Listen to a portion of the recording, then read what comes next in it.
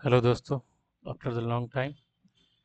तो हम लोग अभी इसमें देखेंगे कि अभी जो वर्ल्ड का जो पॉलिटिक्स है या जो नई अभी अभी घटना हुई है ईरान के बारे में, तो उसके बारे में हम लोग देखने की कोशिश करेंगे। देखिए, देखो, दो चीज़ हैं। अभी हम लोग ये जानते हैं कि ईरान को लेकर अभी मीटिंग चल रहा था यूएस के साथ, कि भाई ये जो इस तरह का जो कॉन्स्ट्रेंट है या जो भी ऑब्स्टकल है उसको ख़त्म किया जाए, और जिस तरीके का तुम प्लान कर रहे हो कि हम न्यूक्लियर कंट्री बन जाए, उसको सपने को दूर करो। ठीक।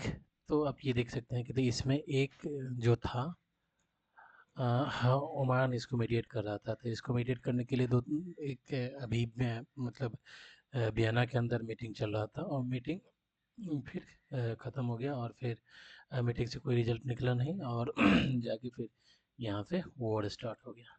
लेकिन यहाँ पे हमें बात ये समझनी होगी कि था क्या, एजेंडा क्या था मीटिंग का। मीटिंग का एजेंडा ये है कि भाई ईरान को स्ट्रॉन्ग, जो ईरान चाहता है, मिलिट्री स्ट्रॉन्गनेस जो चाहता है, उसको नहीं होने देना चाहता है। जो भाई तुम स्ट्रॉन्ग नहीं बन सकते हो। ठीक। Strong in the sense Iran चाहता है कि जो भाई मैं एक न्यूक्लियर कंट्री बनूं, और आर्म एमुनेशन के लेवल पे हमारी कैपेबिलिटी थोड़ा सा और ज़्यादा स्ट्रांग हो, क्योंकि यहाँ पे एक बैलिस्टिक मिसाइल का भी क्लॉज था। अब हम इसको डिटेल में देखेंगे। आप देखेंगे, आप ये क्वेश्चन कर सकते हैं, जो भाई ईरान स्ट्रांग हुआ तो उसमें दिक्कत किसको है, होने दो स्ट्रांग। लेकिन यहाँ पे दिक्कत आप यदि देखोगे तो एक सबसे पहले दिक्कत किसको है। आप इसराइल के बारे में देखो। ये हो गया इजराइल, हो गया यहाँ पे, ये हमास है। ठीक। ये आपका इजिप्ट हो गया, ये पूरा इजिप्ट है। अब देखो, ये यहाँ पे ईरान है। तो ईरान की जो ये थियोक्रेटिक सरकार थी, थियोक्रेटिक थियोक्रेटिक गवर्नमेंट जो कहते हैं, जो एक रिलीजियस अयतुल्ला खेमनी जो था, उसका कहना है कि भाई इसको, इजराइल को धरती पे रहना ही नहीं चाहिए। इसकी जो फिलॉसफी है इसके अकॉर्डिंग, तो वो नहीं चाहता है। दूसरा, ये एक तो ये कहने के लिए बात है। यदि आप यदि देखोगे पूरे गल्फ़ को, ये हो गया पूरा गल्फ़ गल्फ़ कंट्री जितने भी हैं, ये सारे जितने भी हैं, सब जो है वहाँ पे, सब एक तरीके से किसी न किसी फैमिली के अंदर कंट्रोल है। एक फैमिली चलता है, फैमिली के थ्रू चलता है। यहाँ पे कोई पब्लिक ओपिनियन या इस तरह का है नहीं है। चलो ठीक है, लेकिन यहाँ पे लिबर्टी लिबर्टी आई है, बहुत कुछ वो चीज़ आई है। तो ये सारे कंट्री हैं। चाहे इसमें आप देखोगे, सऊदी देखोगे, यूएई है, बहरीन हो गया, कुवैत है, ये जितने भी हैं वो हैं, मतलब किसी न किसी फैमिली के अंदर वो कंट्री है, किसी न किसी डायनेस्टी है, उसी उसी के अंदर वो पूरा ये रीजन कंट्रोल है। तो मेन है क्या, ये सबको सिक्योरिटी। एक तो ये है कि भाई यहाँ पे किसी भी तरीके का पब्लिक वो हो ना जाए, एक लिबर्टी के नाम पे, डेमोक्रेसी के नाम पे किसी तरीके का मूवमेंट ना हो जाए, और यहाँ का जो भी किंग है उसको हटा ना दे। तो उसके प्रोटेक्शन के लिए कौन है, सब यूएस के अंदर है, सबको यूएस प्रोटेक्ट करता है। ठीक। आप ईरान का चीज़ ये देखोगे तो ये किसी फैमिली के अंदर है नहीं, ये है एक थियोक्रेटिक, एक जो धर्मगुरु है उसके अंदर है। वो भी कैसे हुआ, पहले एक जो था रजा शाह पहलवी का था 1979 में, यहाँ पे रेवोल्यूशन आया, और रेवोल्यूशन में उस जो एक रजा शाह पहलवी परिवार जो था, उसका जो कंट्रोल था उसको हटा दिया गया। और ये जो रजा शाह पहलवी था उस टाइम तक, वो पूरी तरीके से यूएस के प्रोटेक्शन में था, क्योंकि यूएस को जो इंटरेस्ट था वो यहाँ पे पूरा हो रहा था, तो यूएस के प्रोटेक्शन में यहाँ था। लेकिन यहाँ पे एक पब्लिक मूवमेंट कराकर अयतुल्ला खमेनी ने बोला था कि भाई ये पूरी तरीके से जो इस्लामिक रिलीजन है या इस्लामिक जो थ्योरी है उसके अगेंस्ट ये पूरा काम कर रहा है। पूरे वेस्ट के एक तरीके से पपेट की तरह काम कर रहा है, और हमारे रिलीजन को ये बर्बाद कर रहा है। तो यहाँ पे एक रेवोल्यूशन लेके आया, जिसमें रजा शाह पहलवी को हटा दिया। तब से जाके ये अयतुल्ला, पहले खुमनी था, फिर खमेनी आया, ये ईरान को कंट्रोल करता था। समझ गए। तो ये सिनेरियो है। अब यहाँ पे देखोगे तो ईरान के यहाँ पे बहुत सारे अपना एक प्रॉक्सी ग्रुप भी बना रखा है, क्योंकि उसको इजराइल को नहीं रहने देना है, तो यहाँ पे उसने हमास करके खड़ा कर रखा है। हमास है यहाँ पे, ये देखोगे यहाँ पे जो आता है लेबनान है, ये यहाँ पे लेबनान है, ठीक। लेबनान के अंदर एक हिजबुल्लाह ग्रुप है, हिजबुल्लाह ग्रुप है, हिजबुल्लाह ग्रुप, वो भी क्या है, वो भी है अगेंस्ट इजराइल, मतलब उसका ऑब्जेक्टिव क्या है, इजराइल को ख़त्म करना। ये किसके सपोर्ट से है, ये भी ईरान के सपोर्ट से था, ठीक। यहाँ आके आप देखोगे तो यहाँ पे है यमन, यमन के अंदर जो हुती है, वो भी हुती क्या है, वो भी एक रेबल्स ग्रुप है। उसका भी ऑब्जेक्टिव क्या है, ऑब्जेक्टिव यही है कि भाई ईरान के इंटरेस्ट को प्रोटेक्ट करना इस रीजन के अंदर। तो ईरान का इंटरेस्ट क्या है, इसको ख़त्म करना, तो ये इसके अगेंस्ट है, इजराइल के अगेंस्ट। तो ईरान के, आप देखोगे इराक, ये हो गया इराक, इराक के अंदर भी जो मिलिशिया है जो यहाँ पे शिया है, वो भी ईरान के सपोर्ट में कुछ है। तो ये पूरा ईरान की डायनामिक्स है, समझ गए यहाँ पे। अब देखो ये पूरा हो गया। अब यहाँ पे होता क्या है, अब यहाँ पे होता क्या है, अभी 7 अक्टूबर के बाद, 7 अक्टूबर के बाद जो 2023 में 2023 के अंदर जो हमास ने इसराइल के ऊपर अटैक किया, इसराइल के जो लोग थे 1200-1300 लोग मारे गए थे, उसके रिएक्शन में इसराइल ने फिर हमास को पूरी तरीके से ख़त्म किया। आप देखेंगे यहाँ पे जो कहते हैं लगभग 75,000 से 75,000 करीब लोग मारे गए। अब ये क्या है, जेनोसाइड है, जेनोसाइड क्या है, नहीं है, सिविलियन मारे गए, वो एक सेकेंड क्वेश्चंस स्टार्ट होता है, वो नहीं, हम इस यहाँ पे डिस्कस नहीं कर सकते हैं। यहाँ पे ह्यूमन राइट्स का वायलेशन हुआ है, तो फिर ह्यूमन राइट्स का वायलेशन, तो फिर इजराइल भी कहेगा जब भाई क्यों, हम तो तुम्हें कुछ करने के लिए नहीं गए थे, तो हमें क्यों तुम टारगेट किए, फिर यहाँ पे निर्दोष लोगों को क्यों मारे। तो ये इंटरनेशनल में ये सब चीज़ एक थ्योरेटिकल चीज़ होती है इंटरनेशनल रिलेशन में, ह्यूमन राइट्स को कब यूज़ करना है लोगों का, कब करना है। यहाँ पे देखेंगे ये यहाँ पर कौन है, फिलिस्तीन है, फिलिस्तीन। फिर उसके बाद क्या किया, तो इसी बीच में जब ये इजराइल फाइट कर रहा था हमास से, तो हिजबुल्लाह भी फाइट कर रहा था। तो हिजबुल्लाह को ख़त्म किया, हिजबुल्लाह के जो भी टॉप कमांडर थे उसको ख़त्म किया। हुती के अंदर देखोगे, हुती के साथ भी हम टाइम टाइम पे इजराइल अपना यहाँ पे एयरफोर्स के थ्रू यहाँ पे हुती को भी पीटता रहता था, ठीक। अब यहाँ पे ये सब पूरा इसका हिस्ट्री हो गया। अब छोड़िए, अब मेन प्रॉब्लम होता क्या है, आप देखेंगे यूएसए और इजराइल का ये कहना है कि यदि इजराइल का ये कहना है, इजराइल का ये कहना है कि यदि ईरान के पास न्यूक्लियर हो जाएगा, न्यूक्लियर आर्सेनल हो जाएगा, तो यहाँ की जितने भी है जियोपॉलिटिक्स वो पूरा चेंज हो जाएगा। क्योंकि अभी ईरान केवल इजराइल के पास है, इजराइल के पास है न्यूक्लियर, ठीक। तो और यदि ईरान के पास हो जाएगा, तो जितने भी गल्फ कंट्री है सबके पास, सबको डर रहेगा, एक तो सबको इधर डर रहेगा। तो ये सब जो सिक्योरिटी ले रखे हैं यूएस का, वो उसकी ज़रूरत नहीं पड़ेगी, या तो ये ईरान के अंदर में रहेंगे। और दूसरी चीज़ क्या है, ये सब सुन्नी कंट्री है, ये जितने भी ये शिया कंट्री है। तीसरा चीज़ ये रहेगा, ये डायनामिक्स चेंज हो जाएगा, ये यहाँ पे यहाँ पे हमास है, या जो यहाँ पे हिजबुल्ला है, ये सब है। ये मान लो कि हमास हिजबुल्ला के बीच में फाइट चल रहा है बहुत ज़्यादा, हमास हिजबुल्ला इजराइल के साथ फाइट कर रहा है, ठीक। अब ये खत्म होने पर तो इजराइल ईरान बोलेगा जब भाई तुम या तो इसको छोड़ दो, नहीं तो हम तुम्हारे पर न्यूक्लियर अटैक कर देंगे। तो यहाँ पे ये थोड़ा सा जो बार्गेनिंग पावर है इजराइल की, वो खत्म हो जाएगी, जो अभी इजराइल के पास में है, जो अभी यूएस के पास में है, कि जो भाई हम कुछ करोगे तो हम वैसे भी पीटेंगे, तुम हमारे ऊपर करोगे नहीं।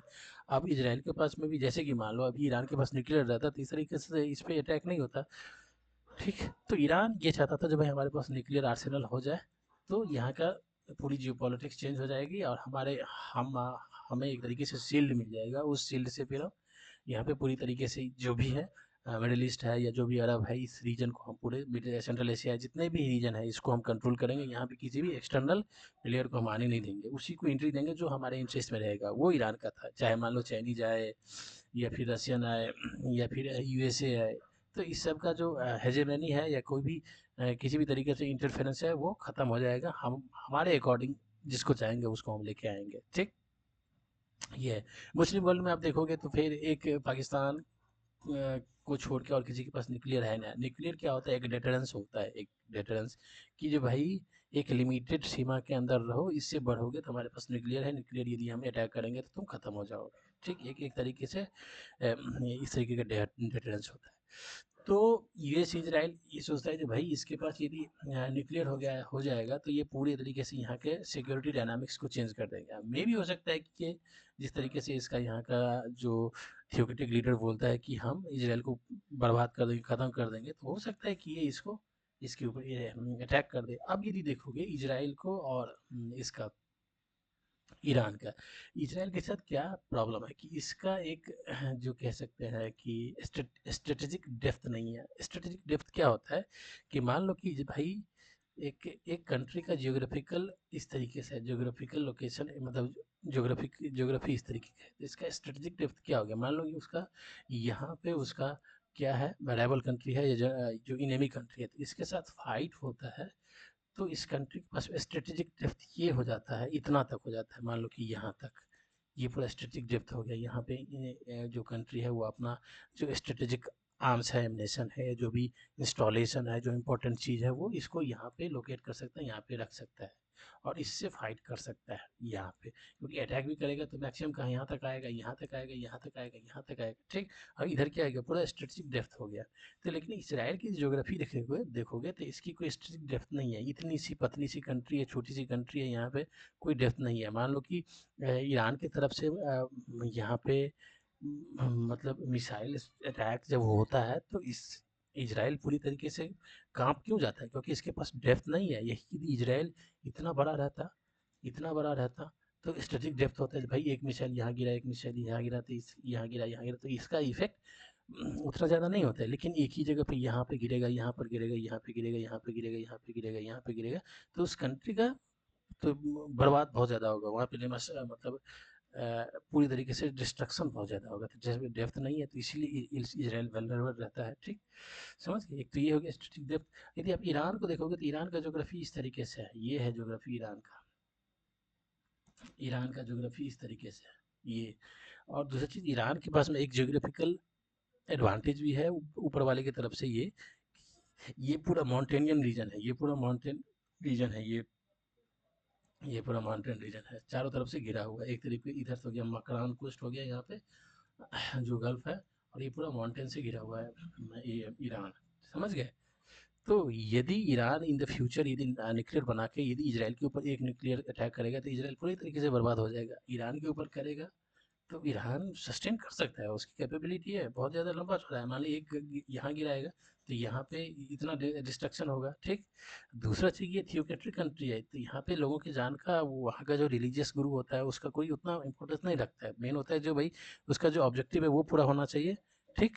तो वो नहीं है। लेकिन ये डेमोक्रेटिक कंट्री है, यहाँ यहाँ पे रिस्पॉन्सिबिलिटी अकाउंटेबिलिटी बहुत ज़्यादा होती है, ठीक। तो ये सिनेरियो था, ठीक। अब देखिए, तो यूएस और इजराइल ये कहता था कि भाई तुम न्यूक्लियर नहीं बनाओगे, नहीं बनाओगे, चलो ठीक है। तो इसको लेकर आप देखोगे कि अभी ये पूरा हिस्ट्री देखोगे तो आईईई जो था, इंटरनेशनल एटॉमिक एनर्जी एजेंसी, जिसका काम होता है कि जो भी कंट्री है जो न्यूक्लियर एनर्जी बना रहा है, तो उस कंट्री को हमेशा समय समय पर चेक करता था। जब भाई न्यूक्लियर एनर्जी बनाने के नाम पे कहीं ये प्लूटोनियम का या यूरेनियम का यूज़ आर्म्स ग्रेडेड के मतलब कैपेबिलिटी तो नहीं बना रहा है, तो आईईई का ये काम होता है, सब कंट्री को देखता है। तो ईरान में चेक किया तो फिर ईरान को देखा कि भाई नहीं, कि यहाँ पे जितने भी न्यूक्लियर इंस्टॉलेशन मतलब यहाँ पे जो सिविल न्यूक्लियर के नाम पे या फिर यहाँ पे जो न्यूक्लियर वेपन्स बनाने की कोशिश की जा रही है, तो ये देखोगे कि 2005-6 की बात है, 5-6 की बात है। तो यहाँ पे फिर जो यूएनओ ने सैंक्शन लगाया, यहाँ पे सैंक्शन स्टार्ट हो गया था ईरान पे, तो ईरान की इकॉनमी फिर वहाँ से ख़त्म होना स्टार्ट हो गई, कम कॉन्ट्रैक्ट कॉन्ट्रैक्ट हुआ, मतलब इकॉनमी नीचे जाना स्टार्ट हुआ। ये सब होते होते आप यदि देखोगे तो 2015 में आके क्या होता है, ओबामा के टाइम में एक एक डील साइन होता है, जिसको बोलते हैं जेकोपा बोलते हैं, joint comprehensive plan of action, joint comprehensive plan of action. इसमें क्या होता है, P5+1, ये जितने भी कंट्री थे, P5 में ये देखोगे तो ये आई थिंक ये जो यूरोपियन थे, यूरोपियन में आप देखोगे ब्रिटेन, फ्रांस, जर्मनी, इटली और आई थिंक रसिया भी था इसमें, P5 में रसिया भी था, और एक और यूएसए, ये सब मिलके ये सब मिलके इसके ऊपर बोला ईरान के ऊपर कि जो भाई तुम्हें इस तरीके से करना है, क्या करना है कि जो तुम यूरेनियम को इनरीच नहीं करोगे, यूरेनियम को तुम इनरीच नहीं करोगे। इनरीच क्या होता है कि इनरीच से उसको वेपन ग्रेड बना के ले चलते हैं सिंपल यूरेनियम को, ठीक।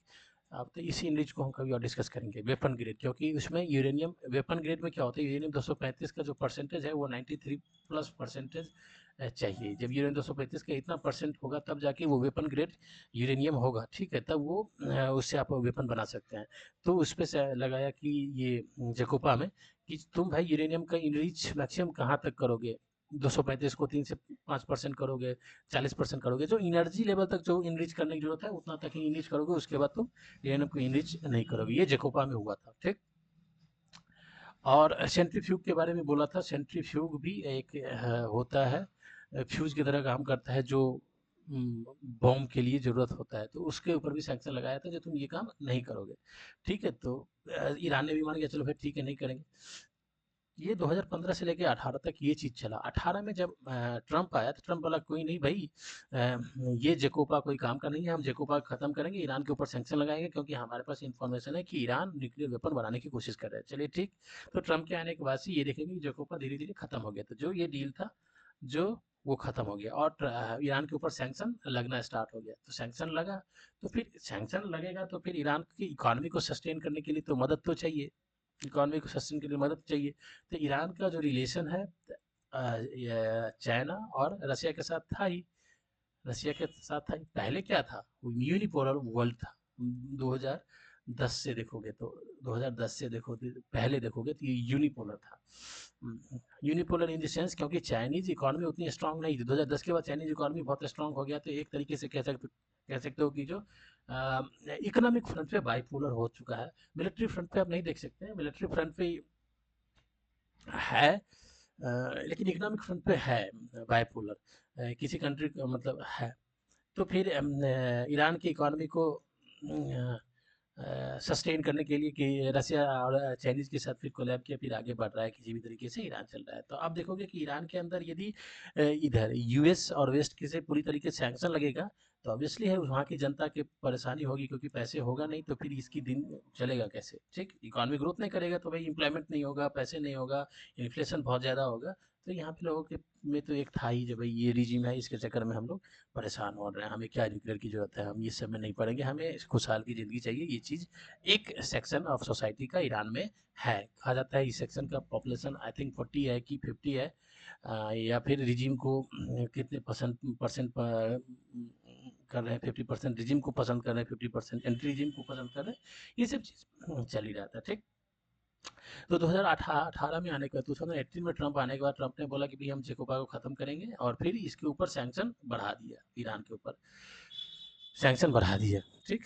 तो ये सब चल ही रहा था। अभी देखोगे कि जब ये 7 अक्टूबर 2023 में जब ये हुआ था, घटना हुआ जिसमें कि हमास ने अटैक किया, उसके बाद से फिर हिजबुल्लाह पे फिर इजराइल के पास चलने लगा। इजराइल ने सबको अपना ठोकना स्टार्ट किया। अब इजराइल कहता है कि जो भाई, और इधर ईरान के बारे में ये कहा जाता है कि ईरान यूरेनियम अपने न्यूक्लियर प्रोग्राम को आगे बढ़ा दिया, बोला कि भाई सैंक्शन वैसे ही लगा हुआ है तो अपना न्यूक्लियर बना लेते हैं इस टाइम। तो ये बढ़ा दिया, तो फिर सूचना आ गई अमेरिकन के पास और इजराइल के पास, भाई न्यूक्लियर बना रहा है। तो अब देखेंगे, इधर तो एक इजराइल के साथ फाइट कर ही रहा है, हिजबुल्लाह और हमास के साथ फाइट कर ही रहा है, इधर न्यूक्लियर बनाना स्टार्ट किया। इजराइल बोला कि भाई बना लेगा तो फिर हमारी पूरी तरीके से हमें बर्बाद हो जाएंगे। तो इजराइल ने बोला कि जो भाई ये हमारी मतलब मतलब कह सकते हैं जो एग्जिस्टेंस के लिए क्राइसिस होगा, ये एग्जिस्टेंशियल थ्रेट है हमारे लिए, तो हम नहीं छोड़ेंगे। तो फिर आप देखेंगे कि पिछले साल जो कि 2025 में जो अमेरिकन जो B2 बॉम्बर था, जो ईरान के जितने भी न्यूक्लियर साइट्स थे फोर्दो हो गया या जितने भी यहाँ पे अटैक किया, ठीक। अटैक करने के बाद फिर 10 दिन 12 दिन का इजराइल और ईरान के बीच में लड़ाई चला। फिर बोला चलो भाई कोई नहीं, आते हैं टेबल पे बातचीत करते हैं क्या होता है। टेबल पे बातचीत करने में अभी जो बातचीत चल रहा था, उस बातचीत में ये कहा जा रहा है कि जो यूएस जो है उसने ईरान के ऊपर दो कंडीशन रखा है। एक तो उसको बोला कि जो भाई तुम अब न्यूक्लियर तो तुम भूल जाओ, न्यूक्लियर की तो बात नहीं होगी, वो तो तुम चर्चा भी नहीं करोगे। दूसरा चीज क्या है, बोला कि बैलिस्टिक मिसाइल, बैलिस्टिक मिसाइल, आप देखिए बैलिस्टिक मिसाइल भी तुम नहीं बनाओगे। देखिए एक बैलिस्टिक मिसाइल के लिए आप बोलेंगे बैलिस्टिक मिसाइल से क्या दिक्कत है। देखिए बैलिस्टिक मिसाइल एक ये मिसाइल होता है कि देखिए इसका प्रोजेक्टाइल वाला पाथ होता है, जैसे यहाँ से ये ऊपर जाएगा और फिर इस तरीके से ये जाएगा, मतलब ये आपका हो गया आपका इंटरनल एटमॉस्फेयर, ये एक्सटर्नल एटमॉस्फेयर, ये बाहर जाता है एक्सटर्नल एटमॉस्फेयर में जाएगा और फिर वहाँ से फिर ग्रेविटेशन के साथ ये नीचे गिरा था। इसकी मारक क्षमता जो होती है वो बहुत ज़्यादा होती है, 10,000 किलोमीटर तक भी जा सकता है, 10,000 किलोमीटर तक भी जा सकता है। तो यूएस ने एक नया कंडीशन लगाया कि भाई तुम चलो इजराइल के साथ तो है ही, पता नहीं तुमको बैलिस्टिक मिसाइल के लिए हम इसे छोड़ देंगे, तो मे भी हो सकता है तो 10,000 किलोमीटर 15,000 किलोमीटर तक का, और 10,000 किलोमीटर की तुम रेंज का बनाओगे तो ये डायरेक्ट यूएस के लिए वो हो जाएगा एक थ्रेट, जैसे कि नॉर्थ कोरिया है। नॉर्थ कोरिया है ना, नॉर्थ कोरिया की कोई नहीं ना छेड़ता है, यूएस नहीं छेड़ता है, क्यों? क्योंकि इसके पीछे बैलिस्टिक मिसाइल है, और दूसरा बैलिस्टिक मिसाइल के साथ साथ इसके पास न्यूक्लियर भी है। तो कहाँ न्यूक्लियर कहाँ इसको छेड़ता है यूएस, क्योंकि पता है भाई इसको छेड़ेंगे तो ये एक बैलिस्टिक मिसाइल के अंदर न्यूक्लियर को सेट करेगा और छोड़ देगा अमेरिकन लैंड पे। तो ये चीज यूएस ने इसके साथ लगाया कि भाई बैलिस्टिक मिसाइल को भी तुम हटाओगे, क्योंकि बैलिस्टिक मिसाइल का जो जो उसमें आप आर्सेनल डाल सकते हैं, उसमें जो एमुनेशन डाल सकते हैं, उसकी मात्रा बहुत ज़्यादा होता है, ठीक, बहुत ज़्यादा, उससे डिस्ट्रक्शन। बैलिस्टिक मिसाइल में ये चीज़ है। दूसरा, बैलिस्टिक मिसाइल पिन पॉइंटेड नहीं होता है, मान लीजिए यहाँ टारगेट है तो ये थोड़ा आगे पीछे हो सकता है। क्रूज मिसाइल में क्या होता है, पिन पॉइंटेड अटैक होता है, लेकिन जो इसकी जो मारक क्षमता होती है कम होती है, और इसमें जो माल ले जाने की कैपेसिटी होती है वो बैलिस्टिक मिसाइल के उतना नहीं होता है, ठीक। तो क्रूज में तो ये चीज़ है। अब देखिए इसराइल के लिए भी ये खतरा था जो भाई बैलिस्टिक मिसाइल, ये इस तरह का बैलिस्टिक मिसाइल बनाएगा तो भाई हमारे तो स्ट्रेटेजिक डेप्थ भी नहीं है, और 2 4 5 बैलिस्टिक मिसाइल हमारे अंदर छोड़ देगा तो हम तो बुरी तरीके से बर्बाद हो जाएंगे। तो ये एक कंडीशन डाला गया, जो कि अभी तक पूरी तरीके से क्लियर नहीं हुआ है, कि ये लोग कहते हैं कि ये दो कंडीशंस इसमें ऐड किया गया था। अभी जो चल रहा था आज से 3 दिन पहले 4 दिन पहले जो बयाना के अंदर चल रहा था, बैलिस्टिक और न्यूक्लियर की बात चल रही थी, तो ईरान ने नहीं माना। नहीं मानने के बाद क्या हो गया कि अब देख रहे हैं कि ईरान को फिर यूएस और इसराइल ने इसके ऊपर अटैक किया। तो देखिए ये लगभग इस तरीके से एक पूरा हिस्ट्री है वहाँ से लेके यहाँ तक का, और नेक्स्ट में होगा तो हम इसमें डिस्कस करेंगे कि और क्या है यूएस का, किस तरीके से ओशियन के अंदर जो उसका पूरा एयरक्राफ्ट कैरियर आ गया, या फिर वर्ल्ड ऑर्डर में क्या चेंज आएगा, जियो पॉलिटिक्स में क्या चेंज आएगा, वो सब देखेंगे। जो सेकेंड मल्टीपोलर वर्ल्ड या टू पोलर वर्ल्ड या ये से बोलते हैं, या अभी यदि हम देखेंगे कि अभी यदि चाइनीज या रशियन यदि फ्रंट में 1 हफ्ते के अंदर यदि ईरान को 1 हफ्ता तक ईरान टिकता है, और चाइना रशिया यदि किसी कोई नहीं आता है उसको हेल्प करने के लिए, तो जियो पॉलिटिकल सिनेरियो किस तरीके से चेंज होगा। और जो कहते हैं कि जो भाई हम भी पावरफुल हो गए हैं, तो उन लोगों का किस तरीके से पूरी तरीके से वर्ल्ड में एक जो उसका इम्प्रेशन है कैसे डाउन होगा, ये सब चीज़ देखेंगे नेक्स्ट में। Thank you for watching it.